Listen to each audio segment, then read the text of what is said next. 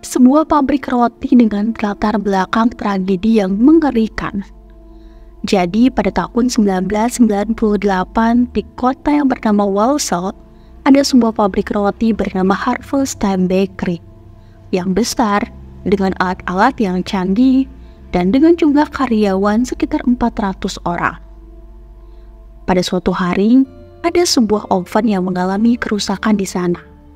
Tapi oven tersebut masih dapat dipakai namun tidak bekerja secara optimal, dikarenakan seperti ada yang menyangkut di dalam oven itu. Untuk ukuran oven yang besar dengan panjang 22 meter, perlulah orang masuk ke sana untuk memperbaikinya atau oven tersebut dapat dibongkar. Awalnya pihak pabrik sendiri memanggil teknisi ahli untuk memperbaiki oven tersebut. Tapi entah alasannya apa, akhirnya mereka justru hanya memanggil pegawainya 2 orang untuk memperbaiki oven itu. Orang tersebut adalah David Meyer dan Ian Erickson. David sendiri awalnya menolak melakukan pekerjaan tersebut, dikarenakan ia tidak mumpuni karena itu bukanlah bidang David.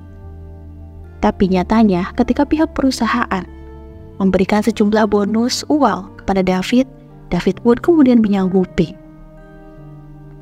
Nah, keesokan paginya di pukul 9, David dan Ian ini serta ada satu engineer senior akan memperbaiki oven tersebut. Mereka kemudian mendatangi oven itu dan ketika mereka melihat, oven itu ternyata masih beroperasi dengan suhu 260 derajat Celcius. Jika menurut standar operasional prosedur, oven tersebut harus dimatikan dan didiamkan selama 12 jam hingga oven tersebut dingin.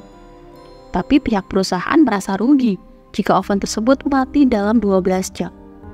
Akhirnya, mempunyai ide jika oven tersebut hanya dimatikan 2 jam saja dengan dibantu kipas angin manual yang diarahkan ke dalam mesin oven itu. Pukul 11 siangnya, David dan Ian ini bersiap-siap untuk masuk ke dalam oven tersebut dengan perlengkapan seadanya. Sedangkan, si senior engineering ini hanya memantau di luar oven. David dan Ian memakai baju anti panas yang tipis, topi, pelindung lutut dan sikut, serta sarung tangan sambil memegang walkie-talkie. Manajer yang berada di sana pun justru menyarankan kedua orang ini masuk melalui lubang depan tanpa membuka panel-panel. Akhirnya, keduanya pun masuk dengan bantuan conveyor belt. Tapi selang 5 menit, kemudian ada suara keras di walkie-talkie yang berkata, "Keluarkan kami dari sini." Ternyata, di dalam oven tersebut masih bersuhu 100 derajat Celcius. Dengan paniknya, si engineer di luar ini menekan tombol conveyor belt-nya agar dapat kembali mundur ke belakang.